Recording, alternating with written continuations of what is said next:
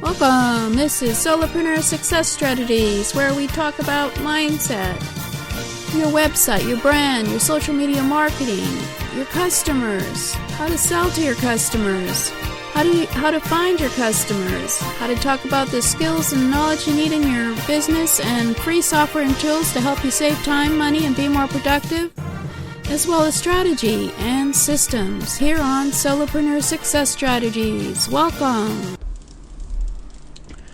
Welcome. This is Jane Gardner, and today we're going to be doing our video not live. And in fact, we're looking over in the wrong way. Oop! Sorry. This is Jane Gardner, and welcome to Solopreneur Success Strategies. Today, Google is not working for Hangouts, so I'm going to record this with Snagit and see how it goes. So today is all about your customer. Today is World Domination Wednesday, where we talk about your customer and how you can get your customer, who is your customer, once you have your customer, how you can give them great service and keep them as your customer. So right now we're talking about customer service. If you want to look at some of the previous shows, you can go to my YouTube channel at jgtips.com/YouTube. and go to my Solopreneur Success Strategies channel, where World Domination Wednesday is all about your customer. So today we're talking about customer service, and let's have a look at first off who I am. I'm Jane Gardner, and I work with my husband in our structural engineering firm in Western Canada, and about 3 years ago I came onto the internet to help others start their home business. So today we're going to be talking about customer service. And today it's all about planning in advance. But first, we're going to have a preview of what we've done so far. Well, in the beginning of the show, of the Earth, World Domination Wednesday, we asked, who are your customers? And of course, everyone is not your customer. And so we had a look at profiling who your customers are and how you can do that. So, for example, your customers are those who want your solution to their problems, or they want your solution to fulfill their desire. And there's 3.5 billion people probably now on the internet using the internet today. And from those people, I'm sure we can figure out who our customers are and attract them to our product or service. So previously, we looked at who is your customer. You know who are your ideal customers. You know what they want that you can give them. You know where to find your ideal customers from the previous shows. And you know when and how they like to buy. And I showed you some of the places that you can find out about that. As well, we looked at what is the ideal customer experience going through your business, and how to provide some of the features of the ideal customer experience. And for those who missed those episodes, you can catch up on jgtips.com/YouTube. We also had a look at converting your prospects into customers. So I am a CRG associate, and we like to think that we know about sales style. And in the theory for personality development factors model, each person has 4 personal style factors in them: behavior, interpersonal, cognitive, affective, expressive, but at different levels, which makes us all unique and makes up your personality, as well, of course, everything you do as you grow up. However, there are certain traits to the 4 personal styles which can be detected with knowledge and experience, such that you can adapt to another person's personal style for a better relationship, and also, of course, for being better to sell to people. So, when you're working with customers, there are 4 different buying styles, of which each of us have one more dominant in our personality than someone else. So, detecting a person's buying style, you can be more successful as a salesperson, of course, with training.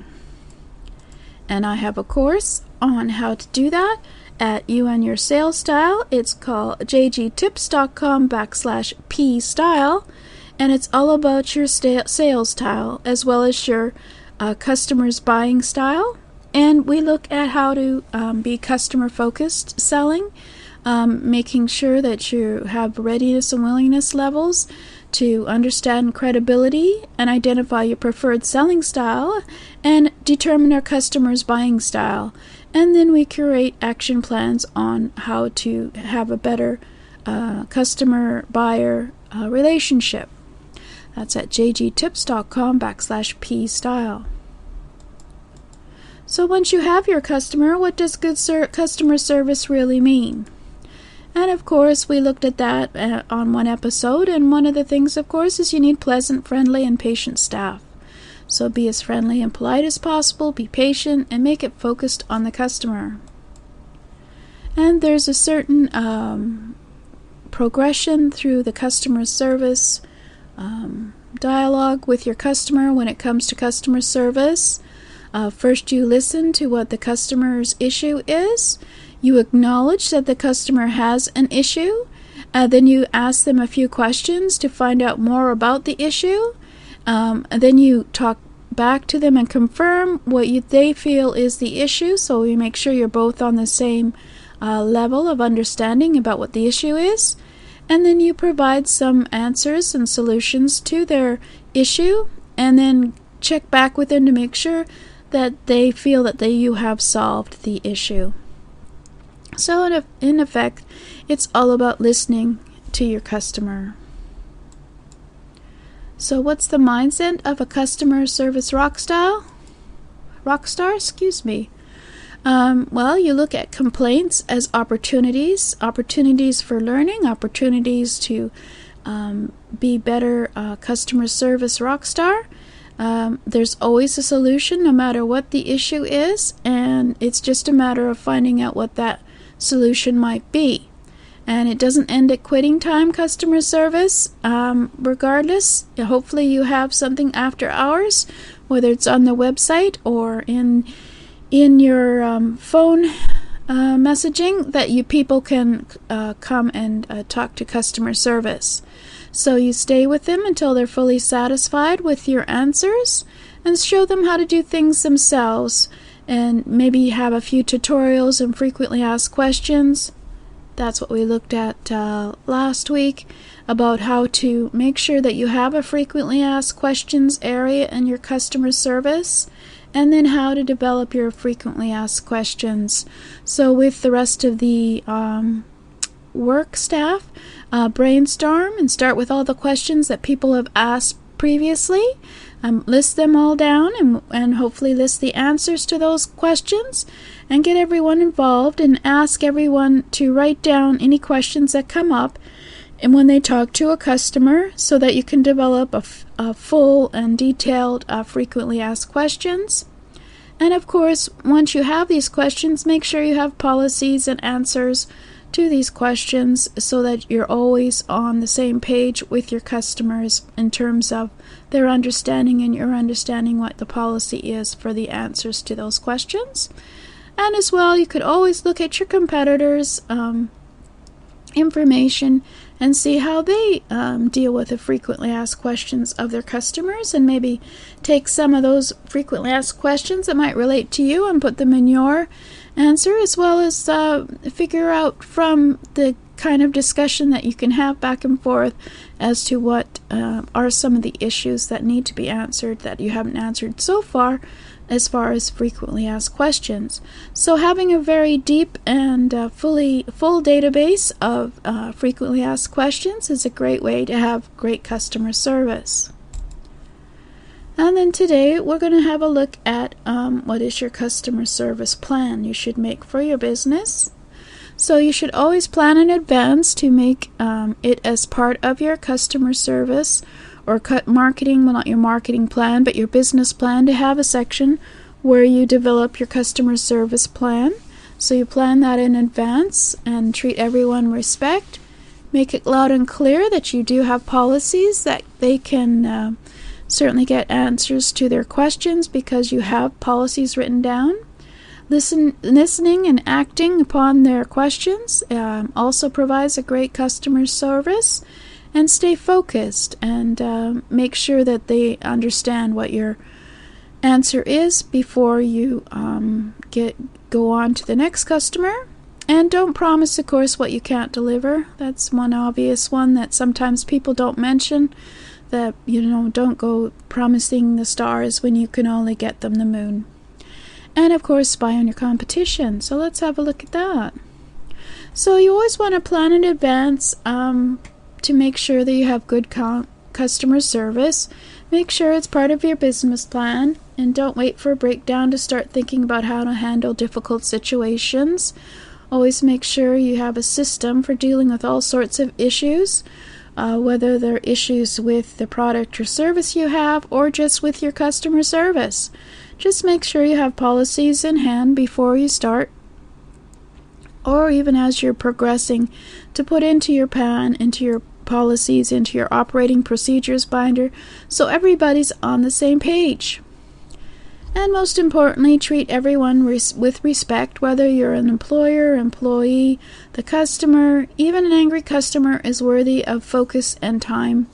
And this will create a culture of respect, whether it's with the rest of your workmates or with the customer. Then if you're able to be patient and listen and understand and then help solve a problem for a customer, then you will be getting a reputation for having good customer service. And always make it loud and clear as to what your philosophy and standards are for your business.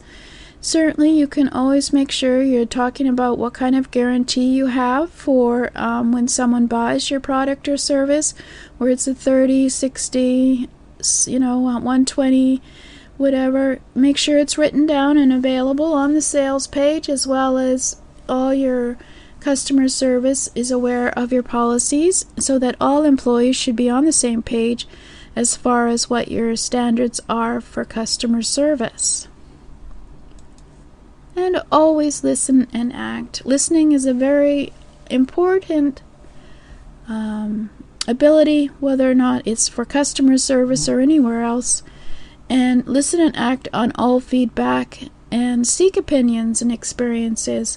There are certainly software tools that you can add to your website, which can pop up and ask anyone visiting your website whether or not they had good customer service, and if they'd be willing to do a quick survey. Don't do it too often, but it's always good to have that on your website. It shows that, first off, you're concerned about other people and whether or not they're having good service. And of course, second off, it gives you great feedback to know where you need to change, possibly in your website or into your product or service. And then make sure that you're always customer focused whenever you're planning for making a customer service plan. Your goal is to help solve the problem. Take on their problems as if it were your own. And make sure that you listen to what they have to say and acknowledge what they have to say. But most importantly, do not promise what you can't deliver, because making promises you can't keep will end up doing more damage than good. If you can't keep a promise, then you'll be known as someone who is unable to deliver, and it won't help your reputation at all. Everything is based on your reputation, whether or not a customer will come back and buy from you again, or even come back and visit your website or your store. So make sure that everyone is clear on what you can promise and what the limitations are as far as your customers' service, and make sure it's in your training manuals so everyone's clear on what kind of promises they can and cannot make. And you can always, of course, spy on the competition, read what customers are saying about them, figure out how to top them, as well as get some great advice from your competitors as to what kind of customer service they have, and maybe develop some similar customer attitudes if you feel that they're appropriate to your business. So customer service takes constant attention and improvement, so always keep listening to what they have to say. Always recognize them and recognize that they have value as far as what they have to say about whatever it is. And if you do, they will understand that even though you may not be able to help them with their issue, you are at least recognizing that they have a valid question, and if you have to, just quickly give them a refund or whatever else, if you are unable to give them a solution that they feel is good. Because if you have good customer service that is responsive and willing to listen to your customer, whether they have an issue that could be correct or not correct, could be wrong, but you're still listening, and then you can give solutions, well, they will probably come back and buy from you again and again, because they know that you're listening to them, and which validates their issue. So there you go. I think that's a good overview of customer service. And I'll have to think about what we're going to talk about next week, maybe how to keep them as your customer, if we haven't done that already. So I hope this works as a recording. And thank you for listening. This is Jane Gardner. Thank you for listening. This has been Jane Gardner at Solopreneur Success Strategies. Please go and subscribe at jgtips.com/programs, and also to find out about other programs as well over at jgtips.com/programs. And over there we have a free mindset magazine for you to check out at jgtips.com/mindset offer. So welcome. Thanks for listening, and I hope to see you again here tomorrow, as this is a 7-day-a-week show on mindset, your customer, getting your message out on social media and on your website, talking about strategies, talking about business systems, talking about all kinds of things, including the skills you need as a solopreneur. So please come back and subscribe at jgtips.com/programs. Thank you.